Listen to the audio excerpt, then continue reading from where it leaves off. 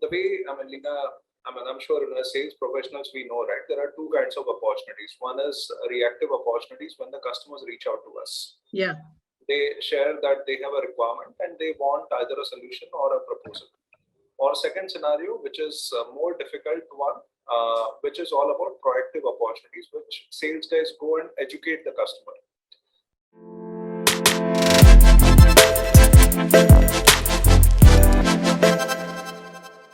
Okay, so this week we have Vishal. Vishal Mehta is based in India. And I would say that he is based in the most happening and talked upon cities worldwide, Amchi, Mumbai. Vishal is a business leader, a veteran in the sales world, and has a very, very practical approach to selling. He's been instrumental in significantly changing mindsets of sales professionals to understand their customer environment more closely, consistently driving the message on how important it is to have. I think one of the key things he always drives is how important it is to have integrity at the core of every client engagement.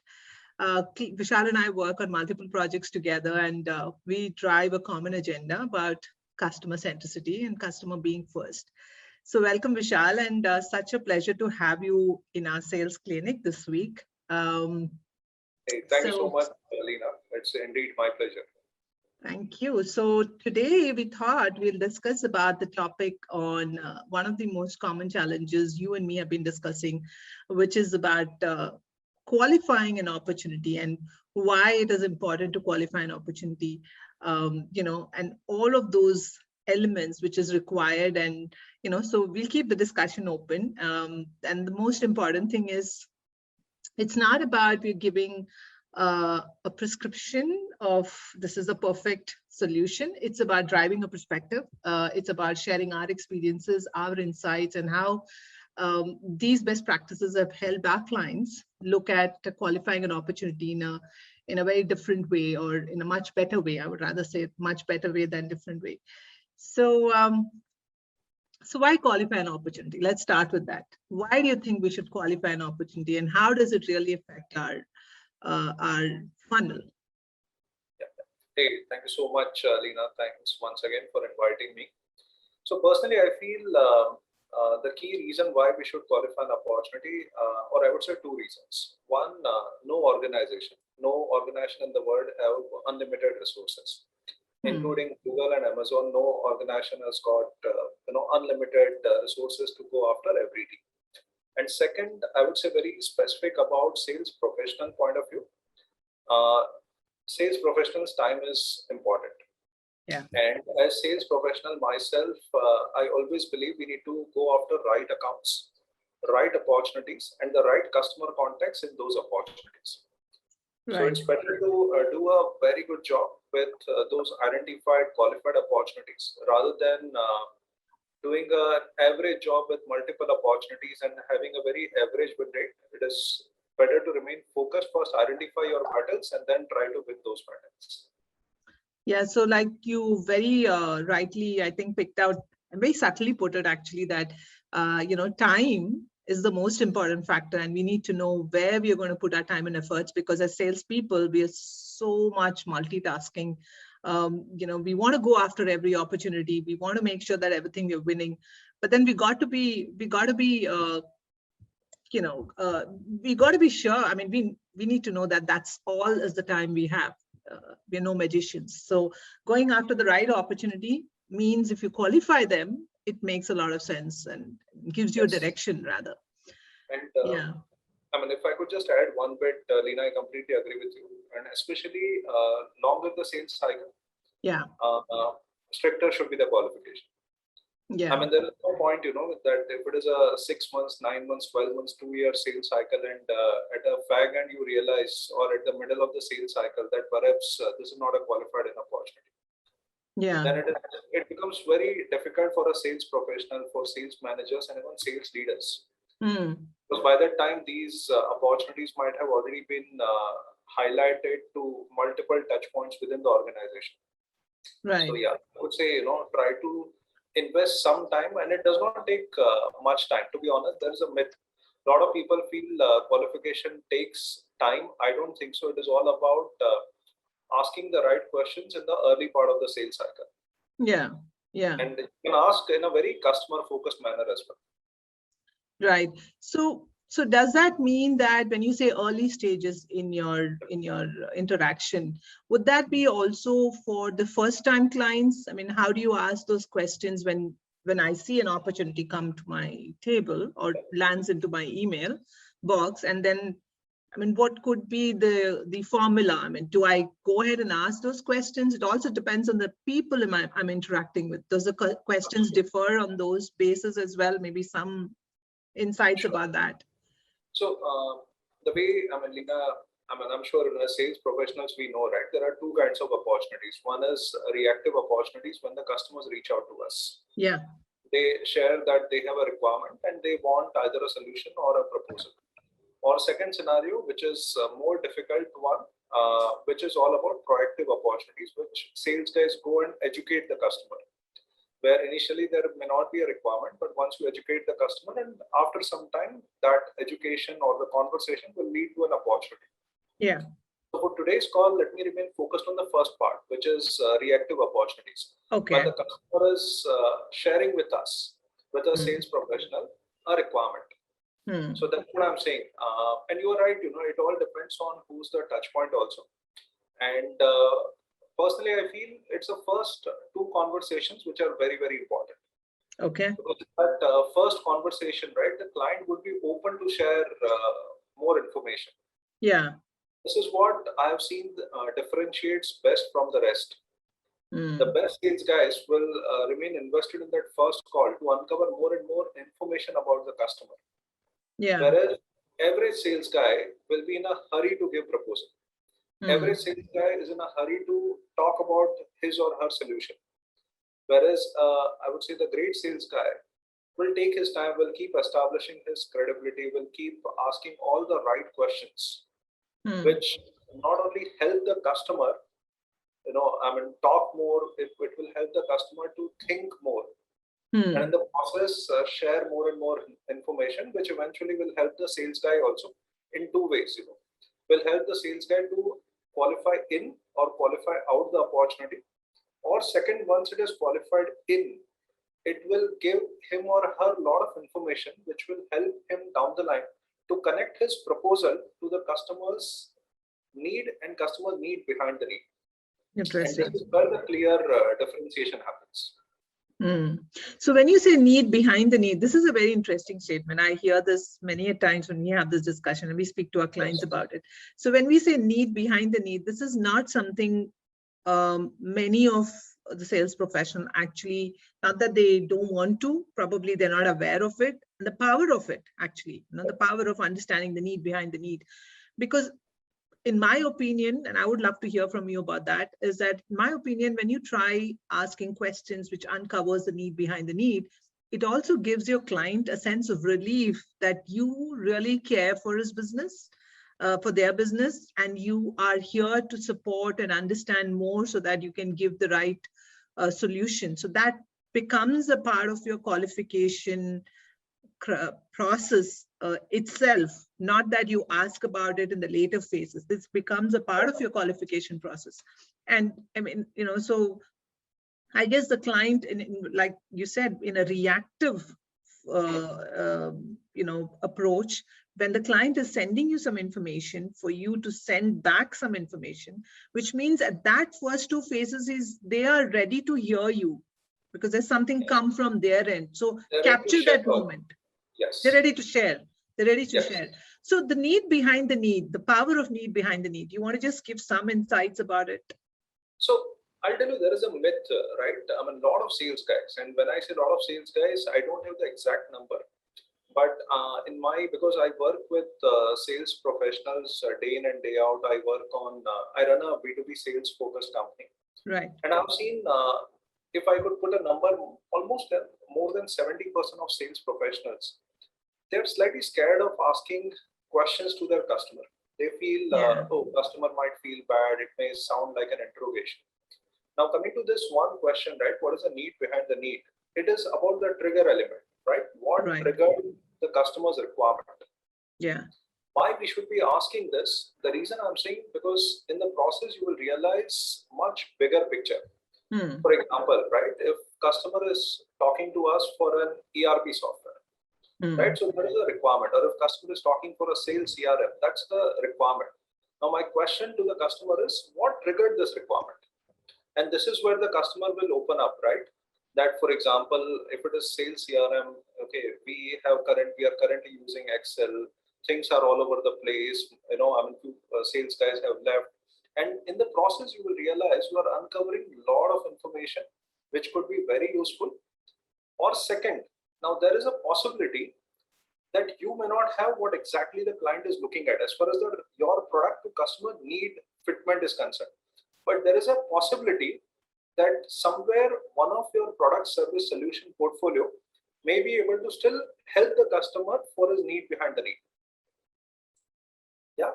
So like in our case, right, Lena, a lot of time the customer reaches out to us. They, for example, be it sales training or be it sales technology tools, or it could be anything.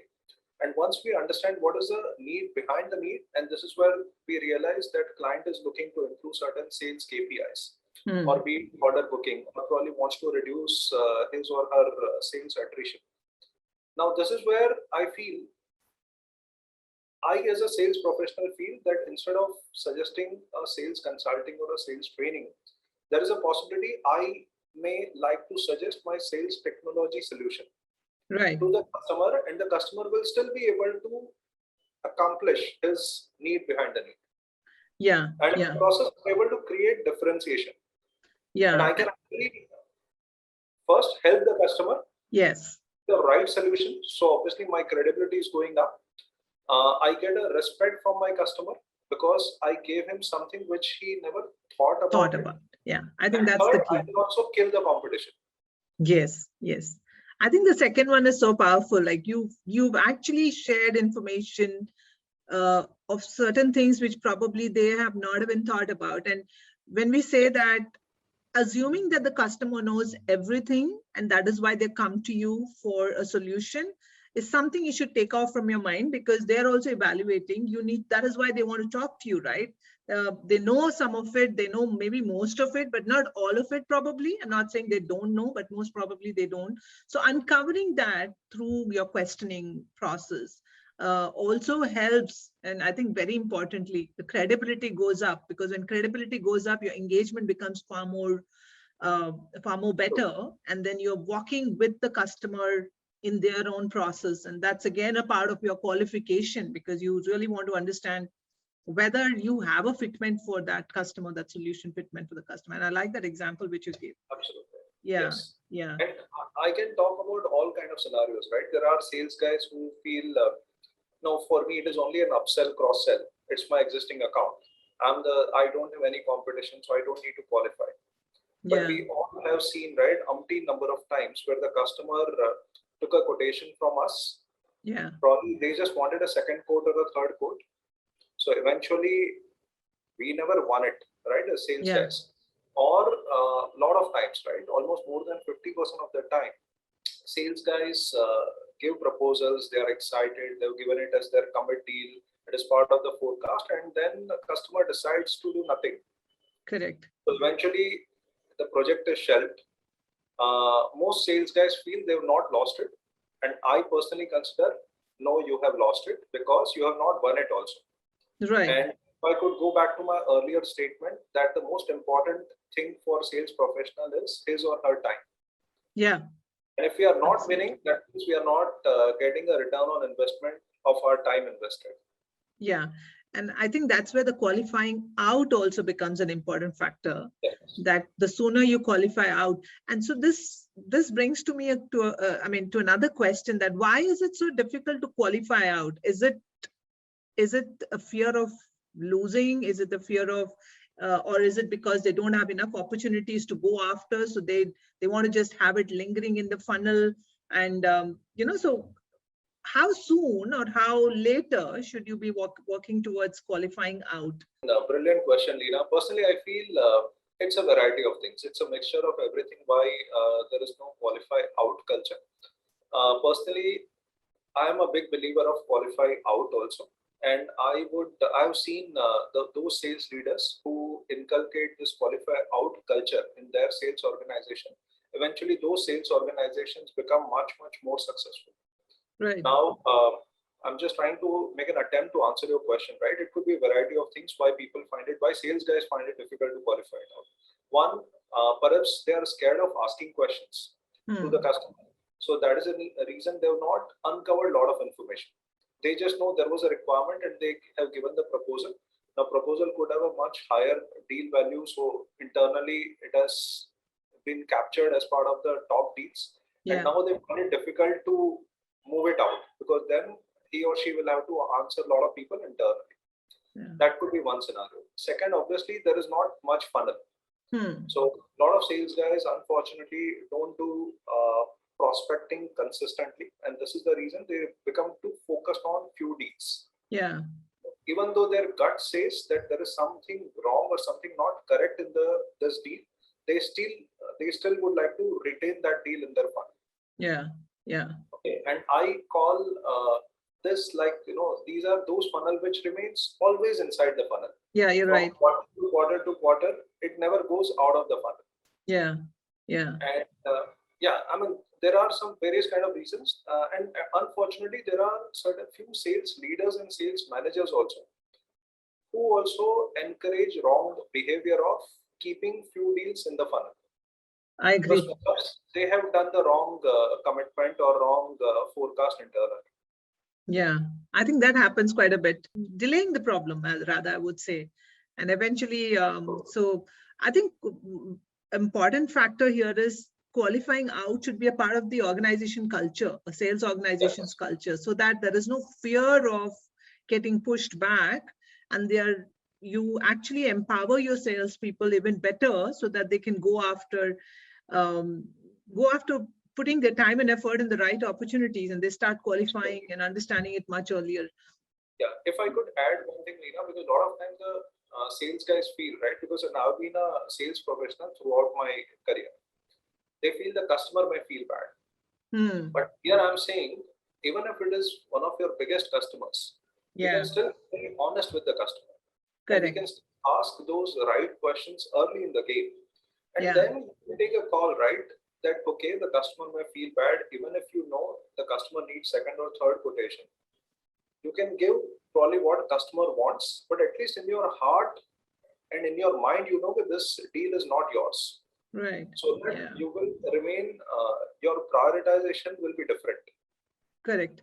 Yeah. Okay, and you remain focused on other deals, which have got a much better probability of closure.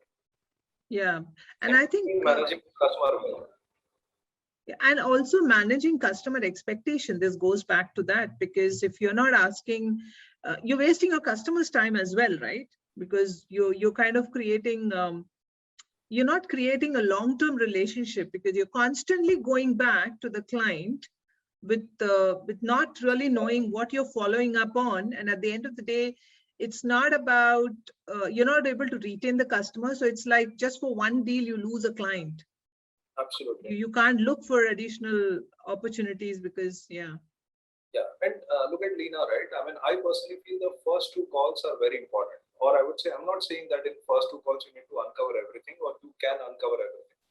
But imagine the scenario in the first initial conversations as a Hmm. sales professional, if we have been able to uncover that what is the customer's buying process. That means Yeah. between now and the purchase order, what all steps are going to happen. If we could uncover that, who all would be the people who may get involved in the decision making process. Yeah. If we uncover that who's the final decision maker. What I mean by final decision maker, that means who's the one who has got a veto power for Yeah. this particular deal. Fourth, if I could uncover that who's the competition, and here the competition does not mean some other company. The competition could be customers, organizations, own internal resources. It Right. could be a possibility that customer may decide to do nothing. Then Hmm. we need to consider doing nothing also as a competition. Yeah. It could be a final decision maker may decide to use this budget for something else. Then perhaps that is also your competition. Yeah. Okay. And then I would say the key skill lies can we identify whether this opportunity, is it must to have for the customer or a nice to have? That's And what I important. mean, right? Once we know that it is must to have, then we know it is going to happen. Correct. Because nice to have, that means there is a possibility that this deal will keep moving from quarter to another quarter to another quarter to another quarter. Yeah. Yeah. This is where I see, right? As a salesperson, we need to be very clear whether it is must to have or nice to have, because our time is important. Correct. Yeah. I think that's So, the key. That's a key what you're driving at every conversation, that the time is so important, that this is all you can, this is all you have, and you have to get the best out of it as salespeople, absolutely. because you got to. So I mean, this does this bring to a point, this is what I'm thinking, is that qualifying an opportunity has such a big impact on your entire funnel forecasting? Absolutely. I would say overall, Lina, and see, this is like if I could use the medical term, right? And probably the way, we are also using sales clinic. See, a lot of time, sales organizations, they have symptoms, Yeah. but they don't necessarily know the cause. And the symptoms could be that my order booking perhaps is not good, my sales attrition is high, revenue realization is a concern, probably the sales talent may not be good enough. These are all symptoms. Yeah. One of the key cause is opportunity qualification, which many sales leaders are not aware. Now, the point I'm saying, once you have done the qualification right, now look at the impact or Yeah. benefit. You are saving organization resources, Yeah. everybody's time, sales professionals' time, cross-functional teams' time, like especially the pre-sales teams' time, your investment, right? Yeah. That is the first one. Second, your win rate increases significantly. So, for example, your conversation to opportunity, that is prospect to opportunity, and proposal to conversion, that increases significantly. Yeah. Yeah. Yeah. Third, sales morale goes up. Yeah, totally. Because they are winning more.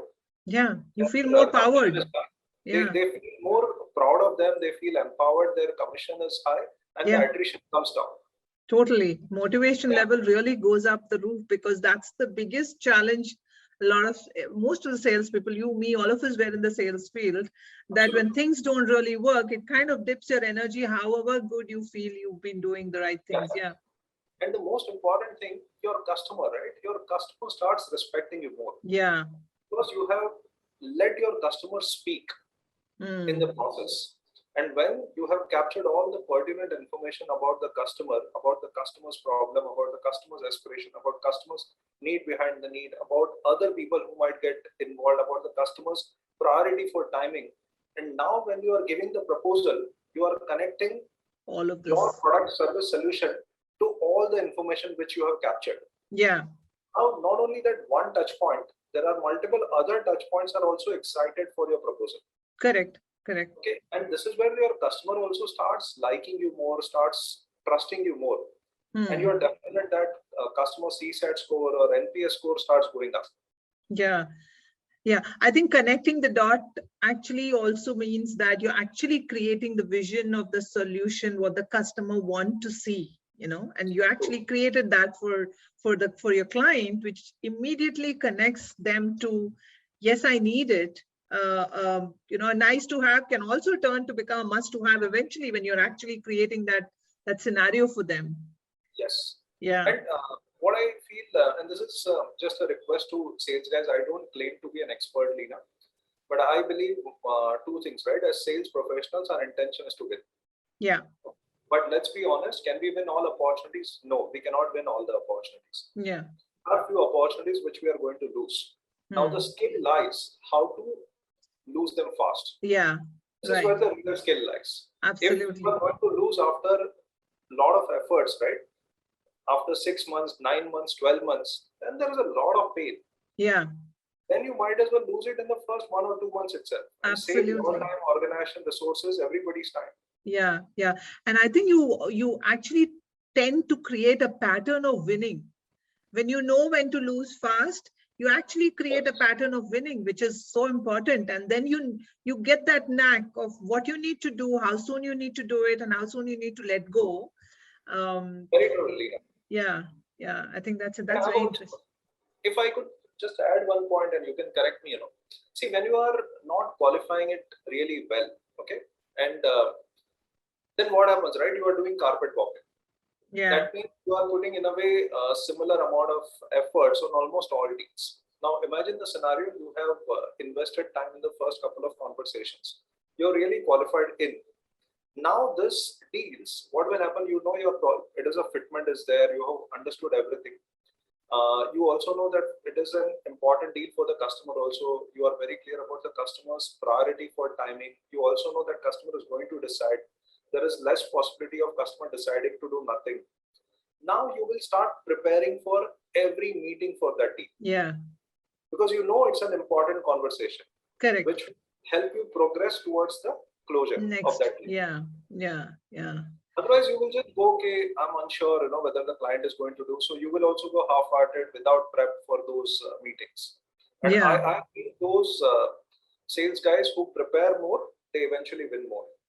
Yeah, and actually, like we were discussing, it creates a pattern of I need to prepare, so I am actually connecting to my customer's need, and I'm having a relevant and constructive conversation, especially in today's time when we're moving into this virtual kind of connecting with clients, even more relevant because the time is shorter, patience levels are lesser. So if you're really not prepared well, and I think we will come back with this. Another topic on how do we plan our calls and how do we prepare more effectively, but it's so interlinked.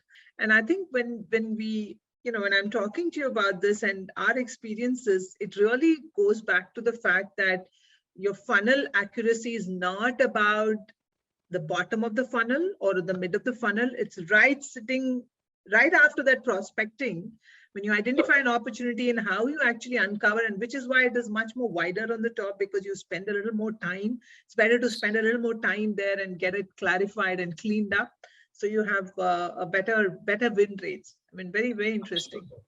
Yeah.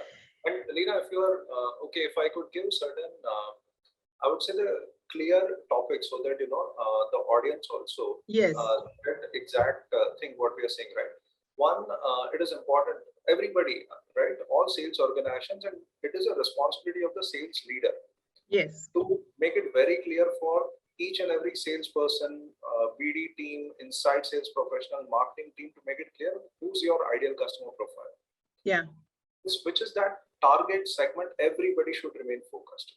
Correct. Then as part of, I would say, the qualification, please try to find out what is the customer's buying process. Please try to find out who all would be the people who are going to get involved. Please try to find out who all could be the competition. And here again, I repeat, please again try to find out, is there a possibility of doing nothing by the customer? Yeah.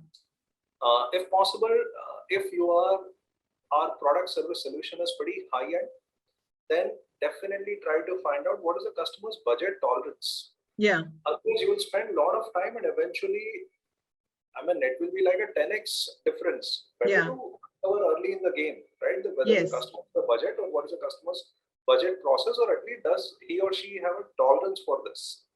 Correct. The appetite for it, and it's such a, and don't shy away from asking this question at all. Shy away. This is important. Yeah. Like, for example, I also remember early part of my career, I was also a bit scared of asking those questions. But I would say in the second half of my career, I've been asking all those questions, and almost every customer has been sharing these information very transparently. So, okay. And other thing, always try to understand whether this is must to have or nice to have for the customer. Yeah. This is also very important. And last, be very clear about the timing part. And a lot of time, right? Unfortunately, a lot of sales guys are talking to junior to mid-level customer touchpoints. Right. And also give a very optimistic view of the timeline. And this is where the skill comes. That this timeline, what customer is saying, is really a right timeline, or you may like to reach out to the user team, or you might like to reach out to more touch points and probably get their views also. Yeah. So when you say timing, I'm assuming we're talking about the timing for the customer to close, or needing, your customer wanting that solution onboarded, the closure time. That's the timing, not timing from my perspective. Not from my point of view, Yeah. from your point of view. See, a lot of time the procurement guys reach out. Yeah. And we'll say, okay, fine, we want to close it in the next 1 month. Yeah. But actually, they just need a second or third quote. Yeah. And when, in case you reach out to the user team, and the user team will give user team at the customer end will give a completely different perspective, that they are very happy with the incumbent, everything is fine. The team has invested time to understand the platform, and then you realize, okay, there is nowhere customer is going to shift to a new platform. Yeah. That migration challenges, the risk of moving from one provider to another provider is pretty high. Right. It's important to know all this stuff early in the game. Right. And I'm not saying, okay, try to find it out everything in the first call. Yeah. Then yeah, it's whenever possible, in the first call, second call, third call, try to uncover. Yeah, and which also means that don't tax your customer with too many questions. Some of the obvious questions, be prepared with it, with some of the obvious answers, which you don't have to ask questions. Just don't go and keep asking, because you have the right to ask questions. Ask relevant questions for the answers you're looking for. But I also wanted to clarify or just bring this point that when procurement says that I'm going to close it in a month, which also doesn't mean it's wrong from their perspective, because he or she wants to close that discussion within that 1 month. So understanding maybe it's a KPI which they're following, which means they want to close the discussion to move it forward. So ask again those questions, like when you say you want to close it a month, like what does that mean? So don't leave it in an assumption that closing means closing the deal for you. See, so I guess. Sorry. Yeah, go ahead. No, if somebody says, right, I want to move it, close it in the 1 month, then as a sales person, I want to know, right, that what's your current infrastructure? What are the operational issues you are having? Have you thought of migration challenges or the project management efforts from one, current incumbent to a new provider? Correct. And once you ask these questions with the right tone, the client will give you certain information and which will help you realize whether client is optimistic or customer touchpoint is lying or giving you half information. And in the process, you will be able to qualify in or qualify out, or it will fall in the gray bucket. Absolutely. And now okay, fine, I still need to uncover more information, perhaps from other touch points as well.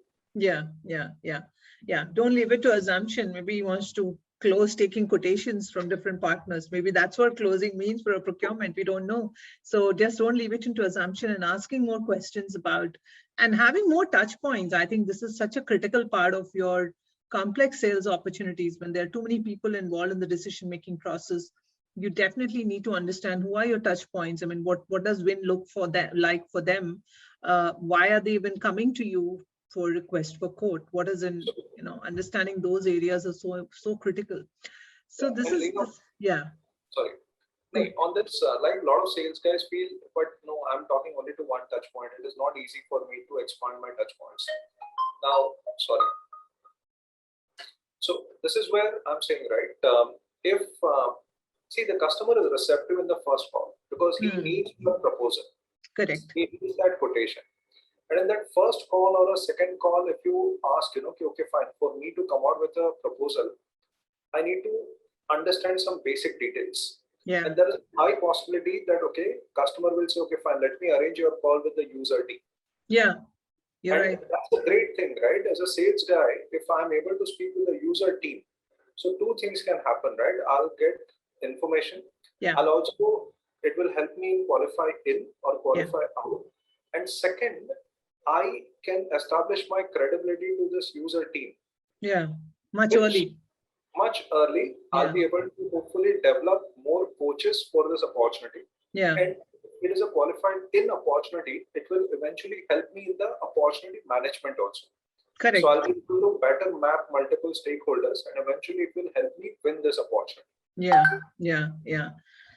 Oh, that's amazing. I mean, so many points which has come out in our discussion, and I think Vishal, I can keep going on and on because you come with such great insights. Your experiences always been A pleasure collaborating with you.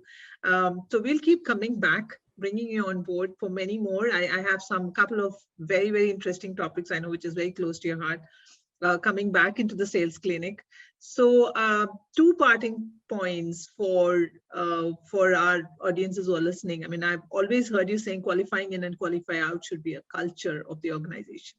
And couple more, if you could, like one or two really very, very critical points which the audiences can take away and probably start thinking in that direction. What could that be?